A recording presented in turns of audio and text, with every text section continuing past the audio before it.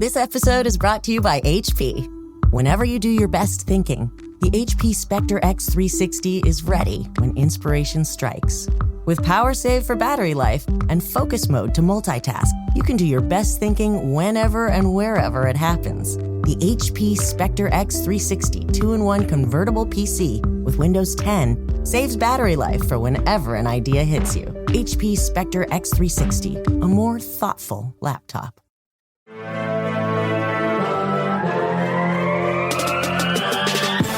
20 minutes a day, 365 days a year. This is the Pack-A-Day Podcast. Welcome back to another episode of the Pack-A-Day Podcast. You can get all your Pack-A-Day updates by following us on Twitter at Pack-A-Day Podcast. And remember, you can always subscribe to the podcast on iTunes, Google Play, TuneIn, Stitcher, or Spotify. And, of course, you can check us out over at cheeseheadtv.com. I'm Kyle Fellows, and I am joined, as always, by my co-host, Andrew Mertig. It's a Friday show. We're excited to be back. How is it going, Andrew? Yeah, really great. It's episode 1129, and if we keep with the spirit of that theme in the podcast, 29, not a lot of Packers legends to choose from there, Kyle. So we got Casey Hayward, right? We got one of my favorite UDFAs of all time, Kentrell Bryce. That one didn't work out so well for me. And Kadar Holman, who is now a former Packer on to the Texans. So good luck, Kadar. But nobody cares about what I'm rambling about. We got a very special guest today. Yes, we are super excited to have the Joe Marino from the Draft Network joining us today on the show.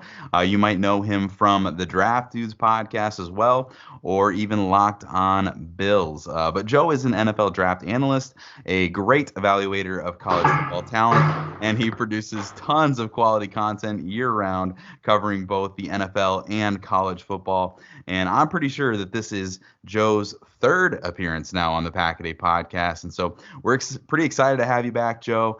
We want to talk some Packers. We want to talk a little bit about the NFL draft because Andrew and I can't help ourselves. And then, of course, the Green Bay Packers and the Buffalo Bills do square off in this weekend's third preseason game. So we'll talk some Buffalo Bills as well to get ready for that one. But Joe, it's great to have you back. Welcome to the Pack-A-Day Podcast for the third time. Thanks for having me. And I got to be honest, while Andrew was talking about the Packers with the number 29, I, of course, tried to see who the current number 29 is, and there isn't one. And so the whole time I was planning on saying something about whoever wore 29, but, that's a vacant number. So we'll see. Maybe when the roster cuts happen and they bring in potentially another player, he'll put on 29 and we can reminisce on him. Are you familiar with Kabian Ento, Joe? No. He's an undrafted free agent corner, and he's been tearing up camp, but he's wearing, Andrew, what is he wearing? Is he wearing 48 as a corner? 48. Cannot have a successful career at corner wearing 48. I would advise him to switch to 29. It could change the entire trajectory of his career. Exactly. So that's what fans are angling for. That's what we're hoping for right now.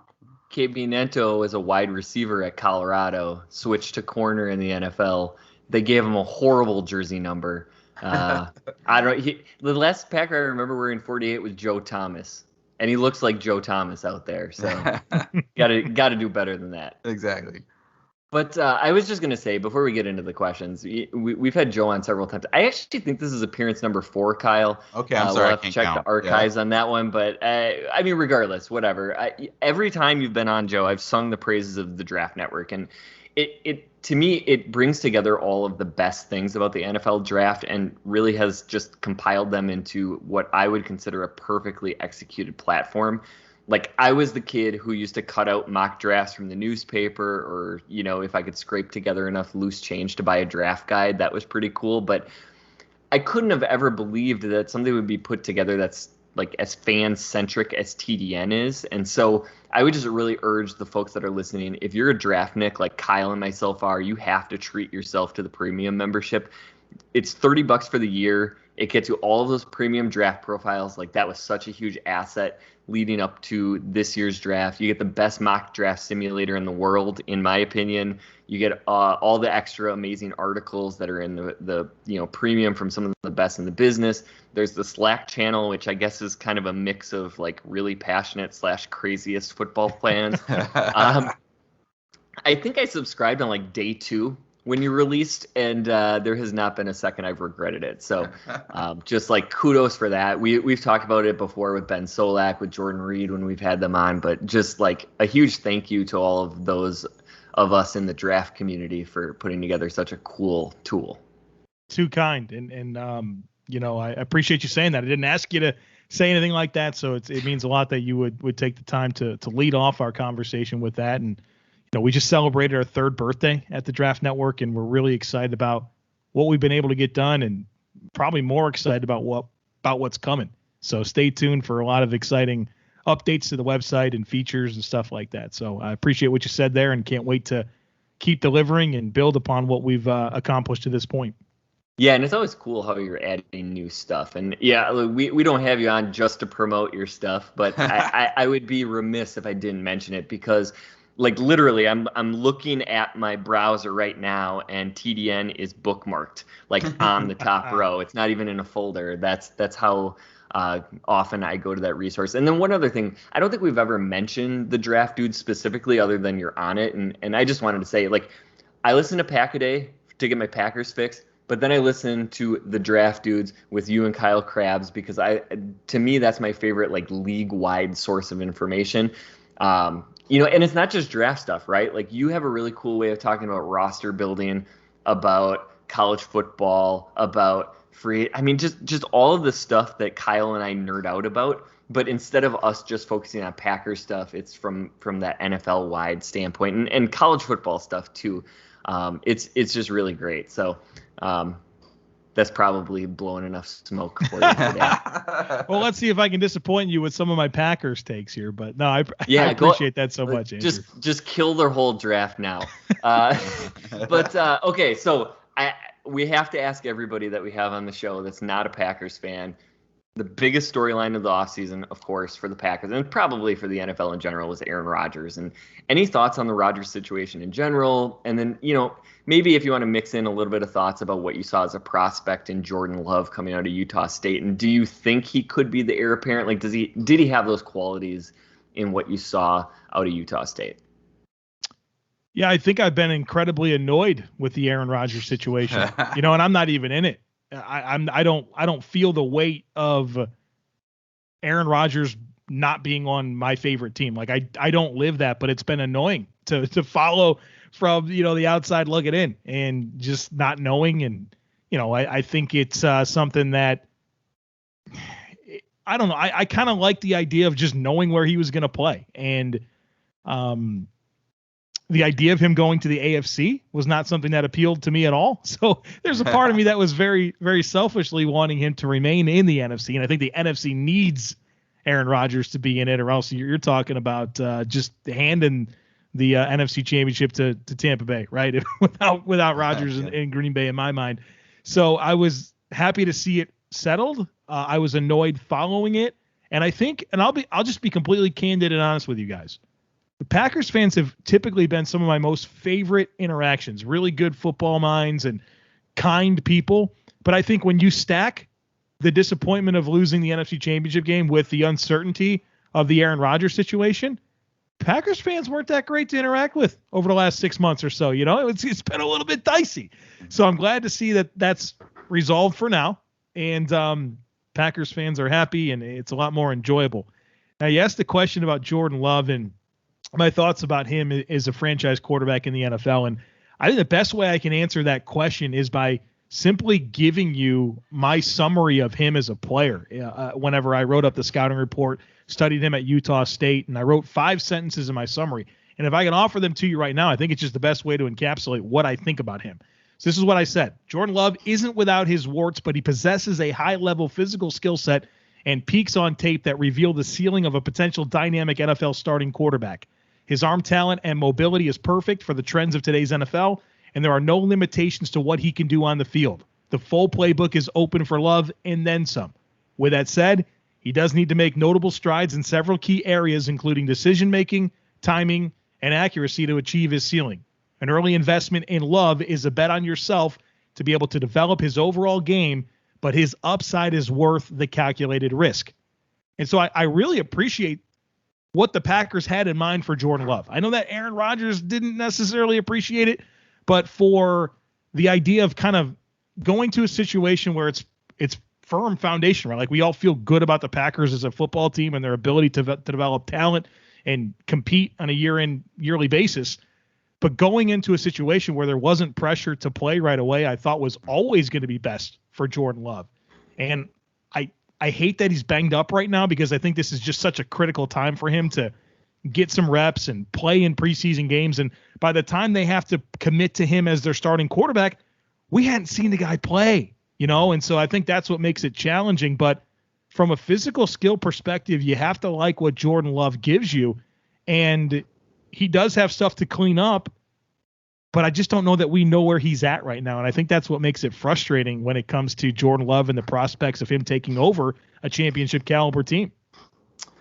Yeah, it's going to be really fun to watch that develop. Obviously, we have Rodgers back, and that has been settled. I think you mentioned like the emotional toll that this took on really the NFL community, and obviously Packers fans as well. But the swing was, there were people in both corners. There were people just saying they're going to leave the Packers as fans if Rodgers leaves. There's people saying, give us the Love era. We're done with all the drama. So it's been all over the map. And, the Jordan Love thing is really fun. I think there's a lot of, especially people in the draft community who follow that and want to see the development and those kinds of things that are ready to jump in. And we just got a little bit of a taste with the first preseason game. And then, of course, the shoulder injury playing in to that. Now we may or may not get to see Jordan this coming weekend against the Bills. So we've seen a little bit, but like you said, pandemic year at all, it's just kind of been a delayed development for him. But it's been fun. It will be fun, and it'll just be a story that continues really to drag on throughout the season and into 2022, honestly. But Joe, we're several months removed from the 2021 draft now, but we are just now starting to see some of those draft picks get onto the field. And we knew going into this that the Packers were going to be heavily interested in the cornerback position in this draft. They had done their homework on just about all of these guys, really, it felt like. But they ended up taking Eric Stokes, the track speed corner out of Georgia, with their selection at 29 overall. And so we just wanted to ask you, what were your thoughts on Eric Stokes, and how did you feel about the match with the Packers for him? Yeah, I'm a big fan of Eric Stokes. He was the number 33 player on my board. I love his experience coming from the SEC, playing for Kirby Smart in that Georgia defense. I think there's a lot of translatable coverage concepts that he'll be asked to run in Green Bay, and I think that'll be a seamless transition for him. And obviously, he's experienced going up against the best receivers college football has to offer. And so from that perspective, I really like it. I think he's a physical player. He's competitive. He has ball skills. Watch the 2 Tennessee games over for the last 2 years. You'll see the best of Eric Stokes. And obviously the speed is something we have to talk about with Stokes. And I remember I was actually at the House of Athlete Combine in Miami, and so was Eric Stokes, and so was Amari Rodgers, who we'll get to eventually. And I'm in like the bleachers watching the 40-yard dashes, and of course I'm timing them for myself, just trying to just get a feel for my ability to time 40-yard dashes, because they were all electronic timed, right? So you had the electronic times, and I'm like, all right, I want to see what the truth is here, because everyone talks about hand times, electronic times, right? And so Stokes runs his 40, and it was probably the most perfect 40-yard dash I've ever seen in terms of a technique perspective. Just a guy who was prepared for the moment, knew how to run a 40-yard dash, knew how to start, like just the way you're supposed to rise up and get to your full stride to finish. Everything was textbook. And so I'm sitting here. He wasn't the first guy through. I'd timed several 40s to that point. So Stokes gets on the line, and I time him, and I look down, and it was the first time I was like, oh man, did I mess this up? Did I have a slow start? Because that's in the 4.2s. And Kyle Krabs was right next to me, and he timed him in the 4.2s. And then there was a guy next to us who we hadn't spoken to. I didn't know who he was. And we all kind of just like had our watches and we're looking at each other and we showed each other the times, and we all were within like 100th of each other, like mid 4.2s. The guy next to us was his agent. And you want to talk about a man that lost his mind seeing his guy go out there and run in the 4.2s. He knew right then and there, right? Like if you're a 4.2, you played corner at Georgia, you're going high. And he winds up going in the first round. It was a cool moment just to kind of celebrate that with him and just see from myself what a 4.2 something 40-yard dash looks like. And so that's not it with Stokes. He's a good football player, and I really appreciate that he does give you that ability to take away the football. I think that's something that separates these cornerbacks. When you talk about the best in the NFL, I always appreciate the ones that are really good in coverage, but they also can give your offense back the football. And I think Stokes has those ball skills that you're looking for. I think corner was obviously a need for Green Bay. I don't think he really wanted to be, boxed into Kevin King again to be the starter opposite of Jair Alexander. And so I think it was a good pick. Yeah, and so obviously the Packers go defense in the first round, and the fans were super happy on Twitter about that, especially with the Aaron Rodgers news being leaked. But they did bounce back, and then day 2 of the draft was all offense. They got Josh Myers, the center, and also Amari Rodgers, as you alluded to.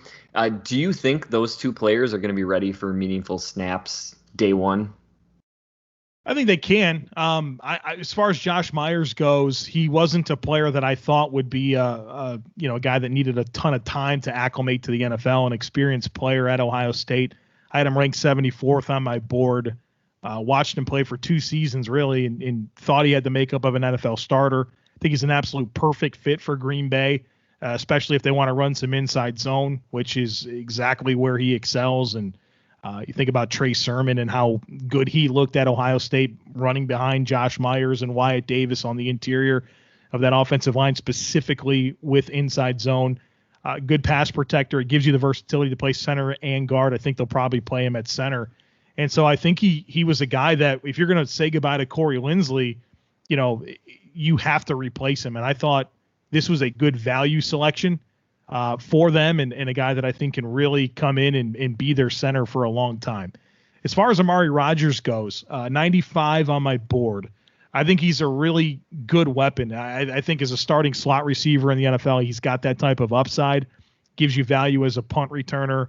And he's fun because he's built like a running back. I'm sure you guys have kind of seen that already. You think he's a running back. If you put 25 on him, you'd think he was a running back, but he runs good routes and catches the ball. And I love that idea of kind of giving him manufactured touches and isolating him with option routes and letting him go to work because he's tough to tackle, right? Like he's dense, and the way he's built has a low center of gravity.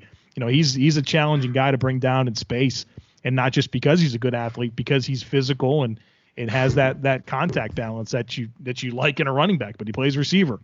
And so one of the things about Amari Rodgers, watching him for a long time at Clemson and just seeing how he was used in a lot of like just quick outs, just get the ball to him quick. I wondered what type of an impact he could make down the field, right? Like that's something that I was interested in seeing is can he become more of a weapon to all levels of the field? And I mentioned I was at the House of Athlete Combine and Amari Rodgers was there, and watching him practice, you could tell there was a big emphasis on the vertical routes, getting down the field, catching the ball down the field, being able to adjust to the football.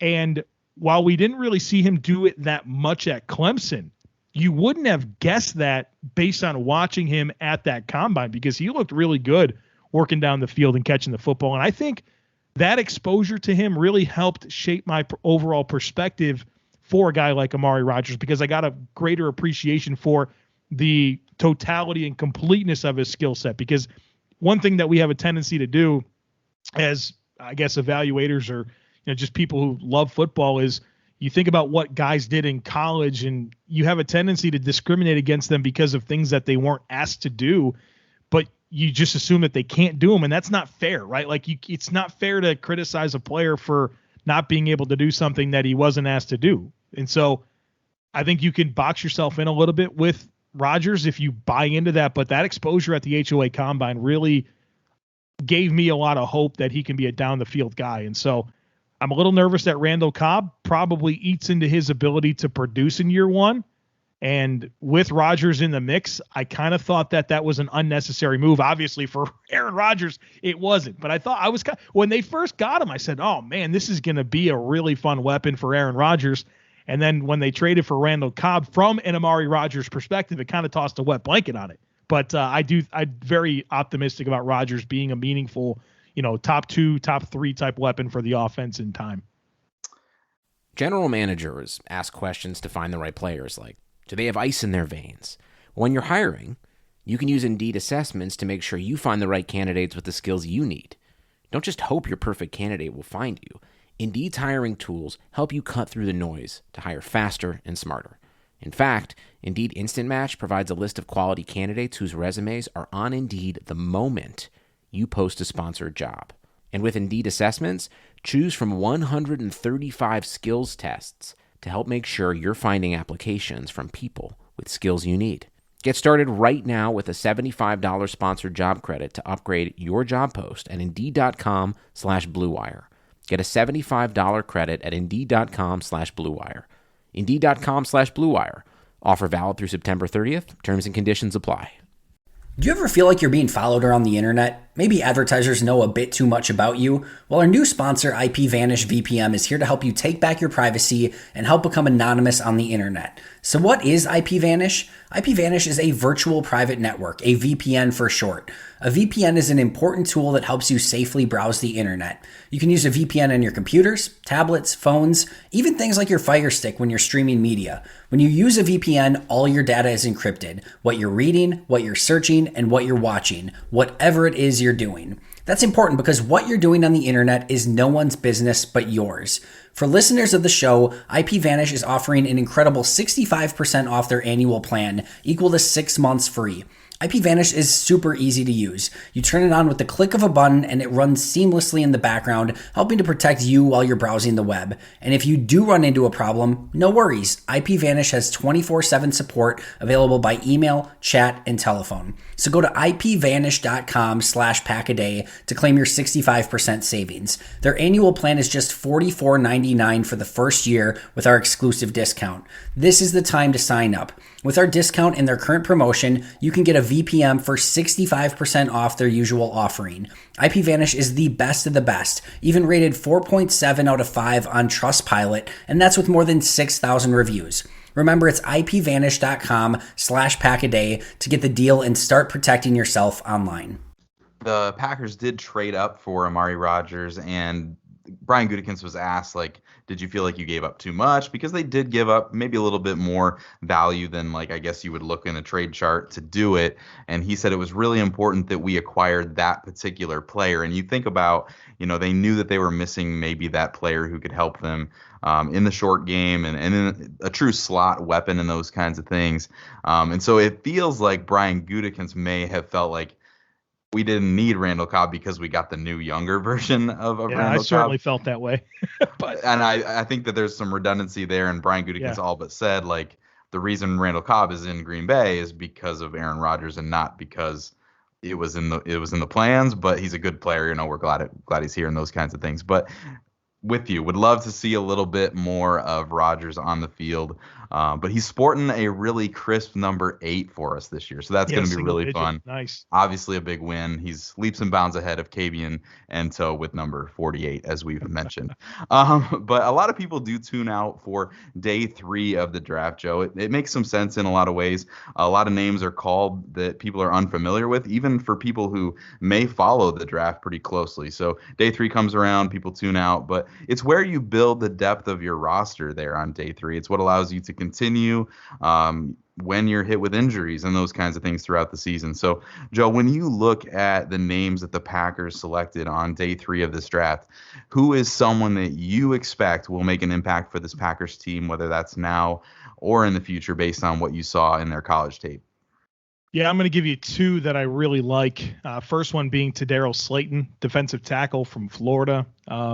He didn't have a very complete resume at Florida, but my goodness, this guy has size and power. And in flashes, you saw a disruptive guy, and not just a guy that I think is this big-bodied space-eating, run stopper. Like, I don't think he's that limited. I think he can push the pocket and create some impact as an interior pass rusher, and I think his best football is ahead of him. And so, I mean, not to be cliche, but he's absolutely a dancing bear, and he has the type of skill set that is everything you're looking for in a day 3 player to develop and see if you can maximize and turn into a meaningful rotational player for the defensive line. And I think Tadaro Slayton can absolutely be that for the Packers defense.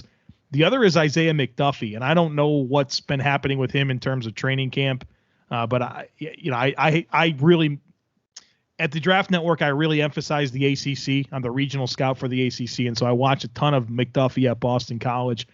And I won't sit here and tell you that he's the most technically refined linebacker or that he always reads his keys, like he should and responds correctly. But I can promise you that he's fast and physical, and he loves contact. And if nothing else, you feel great about what he can offer on special teams. And when you're talking about 6-round picks, getting a core special teamer matters. And I think he can be that. But if he gets the time to develop, his play speed and his physicality is exciting to me. And so if he gets the processing side of the game down, the mental side of the game down, I love everything else that he brings to the table as a run and chase type linebacker.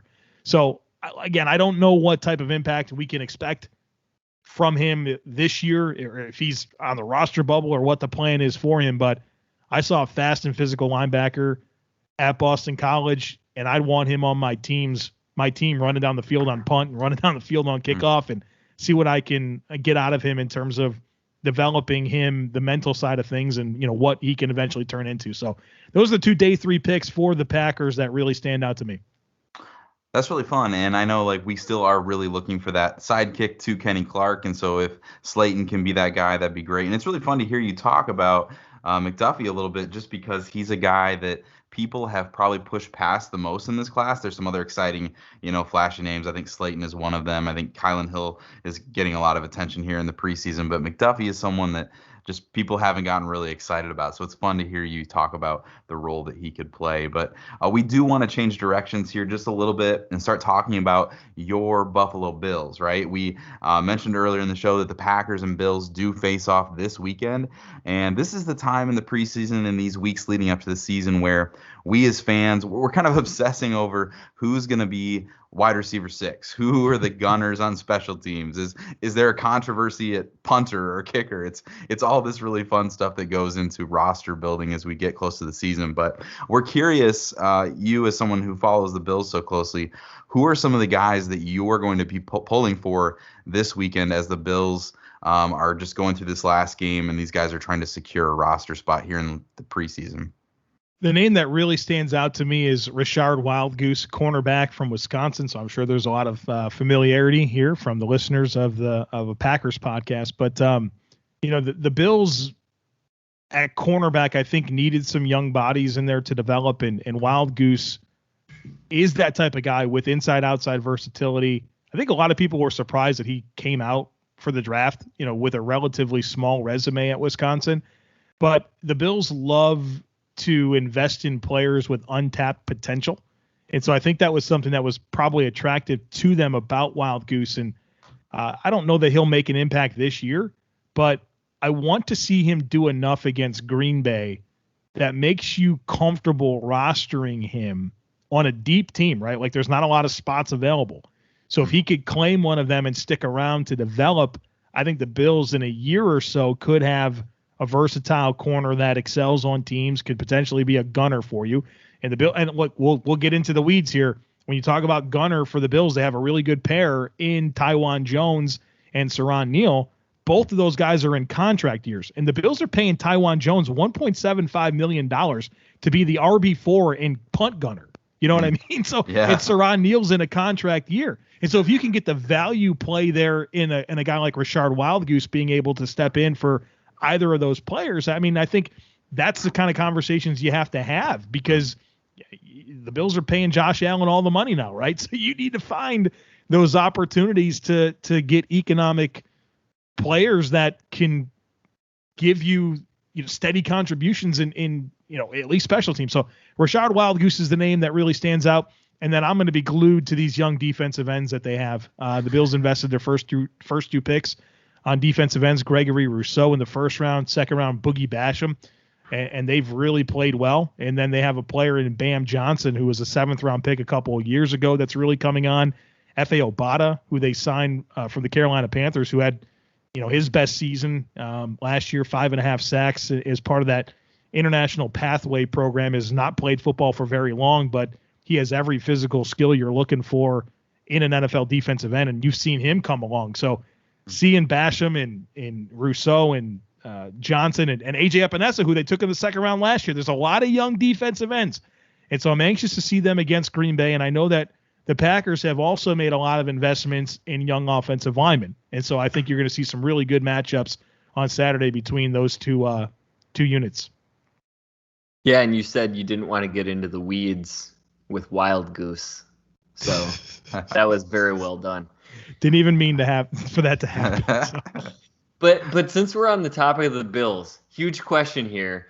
Do you think Josh Allen would request a trade if Jake Kumerow was cut without his permission? How do you answer that? Just being mindful of the audience. I don't want to say the wrong thing. What's funny about Jake Kumerow, because this was a question that was asked to me. I do an episode each week on Locked On Bills called Herd Mentality, and people send in questions for me to answer. And so this past week, somebody asked me a question about Jake Kumerow and said, hey, the Packers GM's on the phone. He wants to acquire Jake Kumerow for you.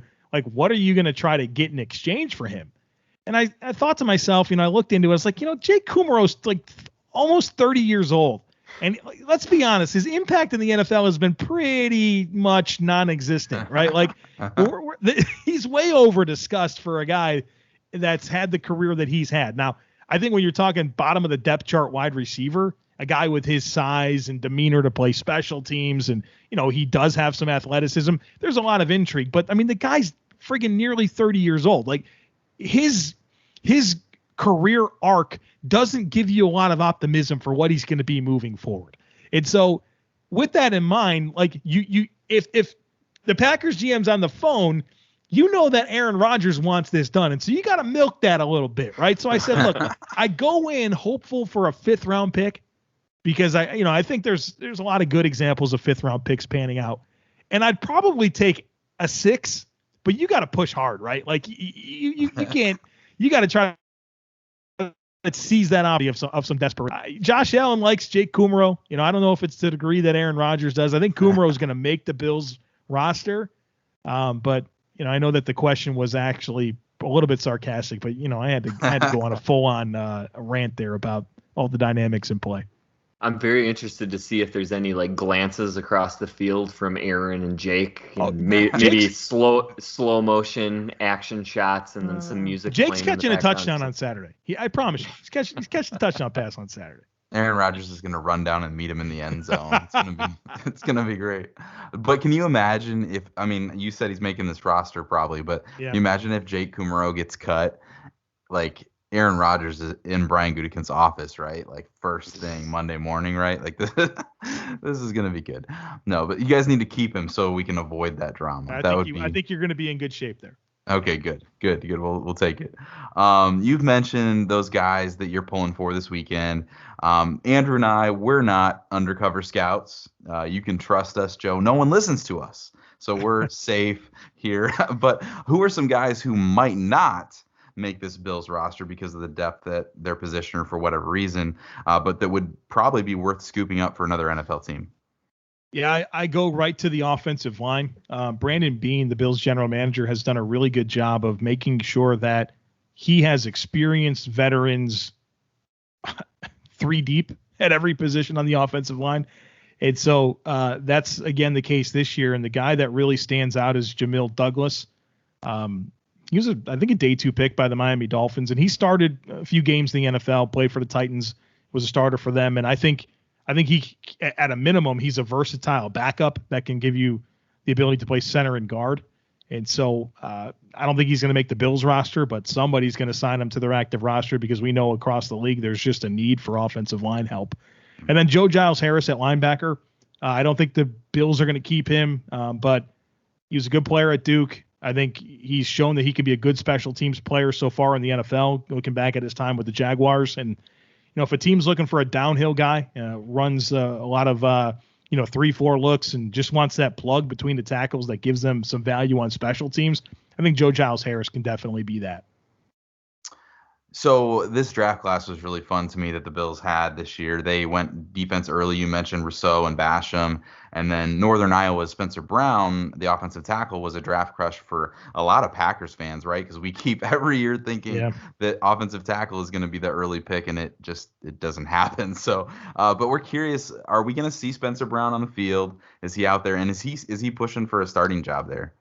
Man, Spencer Brown, he has impressed me a lot. You can tell he's a little rough around the edges for sure. Like, he's still learning how to block in the NFL. And that's to be expected considering Northern Iowa canceled their season last year. So he hadn't played in a year. But I don't know if you guys follow RAS, relative athletic score. He has a perfect 10. Like, he has a perfect RAS score. He's an unreal athlete. He's the best athlete on the team. And week to week growth, watching him play against Detroit in week 1 and then week 2 against the Bears, and seeing him go up against Khalil Mack and be able to handle him was really, really impressive. And so right now he's there as a run blocker. You could see him widening gaps, and he's really good on the move and in space, which you would expect for a guy with unreal size and athleticism. The pass protection piece is what needs to come, and I think it will. You saw more consistency, trusting his footwork and reaching his set points and being a little bit more urgent to activate his hands. And like I said, he grew a lot week to week. The concern is he's got a little bit of a knee injury. I don't know if he's going to play against Green Bay. I hope he does, because I think he needs the reps. But I don't think he's going to start this year. The Bills have Deion Dawkins, obviously, as their left tackle. The right tackle is Darrell Williams, who they just signed to a 3-year extension. Had a really good year last year. I think he'll be the clear starter at right tackle. But I think in year 1, Spencer Brown is your swing tackle, back up to both spots. And then I can also see him serving as a utility blocker when they want to go with a big tight end and bring in a blocking tight end, if you will. He played 8-man football in high school, and he was a tight end. And so I think that's a very natural spot, so the Bills can get some value out of him in year 1. But, Spencer Brown, player I'm excited about. I just don't know what type of impact he'll make this year. And speaking of draft prospects, I know it's super early. It's never too early for draft talk, though, especially when you have Joe on the show. And so wanted to sort of pick your brain on some of next year's draft prospects. So are there any 2022 prospects to watch, maybe even a couple of rising wide receivers that Packers fans can get their hopes up for and then hearts broken when the draft actually comes around? Can I even mock them a wide receiver? Is that just not even necessary at this point? At this point, it seems irresponsible, but you never know. So Gutekunst has basically given every indication that he was in love with Justin Jefferson. This year, Bateman. So it's maybe they just haven't gotten that opportunity to pull the trigger. Yeah. Well, if we do talk a few wide receivers, I can think of several that would be great targets for the Green Bay Packers. And I have 2 different buckets that I want to give you here. If you think about the Packers prototype, right? They like those big, physical, long ball skills, that type of receiver. The guys that really fit the bill are George Pickens from Georgia and Treylon Burks from Arkansas. Those are your X-type receivers. And I think they'd be, we expect the Packers to pick towards the end of the first round. And I think that's probably an appropriate range for both of those players. Now, if they went with a more complementary receiver that, let's assume they get Devontae Adams' contract figured out and he's back, and they want to get a complement to him that, can do other things besides just win down the field with size and ball skills. Chris Olave from Ohio State is a awesome route runner that will separate for sure in the NFL. He's got legit 4.3 speed. I think he's an every level threat. John Mechie from Alabama. I think you can take everything that I just said about Chris Olave, apply it to John Mechie, and maybe you have a more physical player. Garrett Wilson from Ohio State is a wonderful route runner that I trust will get open from the slot in the NFL. And he can probably play outside too. I don't know why I said the slot. He can play both spots, win at every level. And then one of my early draft crushes is John Dotson from Penn State. If you guys liked Elijah Moore last year from Ole Miss, second-round pick of the Jets, Jahan Dotson really gives you a lot of the same traits that made everyone interested in Elijah Moore. So those would be my wide receiver targets. I know there's other positions at stake. If they were to think about a tight end, Jalen Weidermeyer from Texas A&M, Jaleel Billingsley, Alabama. Those are two of my favorite tight ends in this coming class. And then a little sleeper tight end for you, James Mitchell from Virginia Tech. I think he's an underrated player. So there's going to be some pass catching options for Green Bay in this coming draft. There's going to be players that emerge that we're not even talking about right now. So those answers can be there. Just a matter if they're going to pick them. It's going to be really fun to see if they do. And I'm writing down the name Dodson because good player, man. It's going to be fun. Elijah Moore was my guy this year, and I have a couple kids in the house, so when the Packers passed on Elijah Moore, I had to yell into a pillow because I was pretty upset about that. But just toss the Ohio State game on. But watch the Ohio State game. You can see the best of Chris Olave against Penn State, and watch Jahan Dotson for Penn State against Ohio State. You'll get the full picture of both players. Oh, it's going to be fun. It's already fun. I've already been advocating for Olave as well, so it's going to be a fun draft. It always is. It doesn't matter. Every year we cycle around, and it's always a ton of fun. So thanks for getting us excited already for 2022. But, Joe, we really do appreciate you taking the time to join us today. Before we let you go, we do want you to tell us where you can be found on Twitter, what you guys have going on over at the Draft Network, or really anything else that you're working on right now. Yeah, I appreciate that. Thedraftnetwork.com. We're covering everything that's football. We're covering it, and would love it if anyone checked that out. And of course, the Draft Dudes podcast, where we do that every day. So wherever you listen to podcasts, you can check out Draft Dudes, and we do a couple of live streams as well. So check out our YouTube channel, the Draft Network, where you can get the Draft Dudes live streams. Absolutely. Make sure you follow Joe on Twitter. It's a lot of fun, lots of good content. Make sure you do stay connected to the Draft Network all year round. We're headed into college football season here, too. We talk a lot of NFL, but college football is here, and they are ready to help you over at the Draft Network. Start watching those 2022 prospects already. So, again, it's been absolutely awesome to have you on, Joe. Thanks for taking the time to join us on the Pack-A-Day podcast. Yeah, thanks for having me, guys. One really quick proposal. Can we have you back in January to preview a Packers-Bills Super Bowl? Oh, man. I need that like I need oxygen. Yeah, if it's Bills-Packers in the Super Bowl.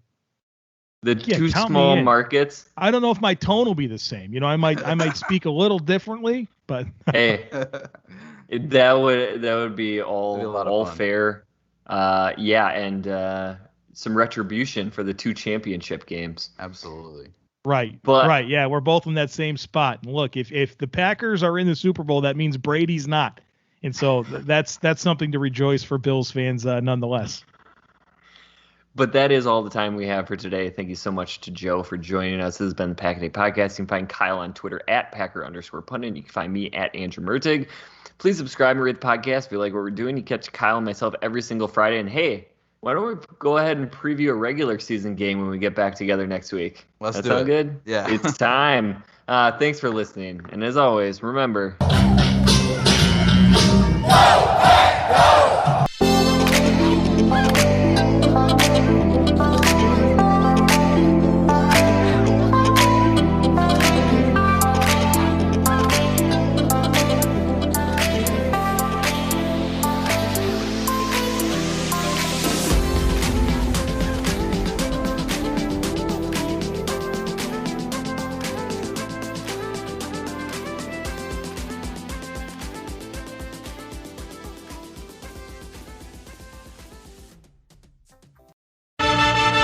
This is NBA Storytime. I'm Jamel Johnson. Each week we tell tales of yore from the basketball floor. I'm talking the weird little stories from hoop history you didn't know, like how NBA jam cabinets are haunted by the ghost of a former net great, or what Rucker Park legend and globetrotter Jackie Jackson would do for a quarter.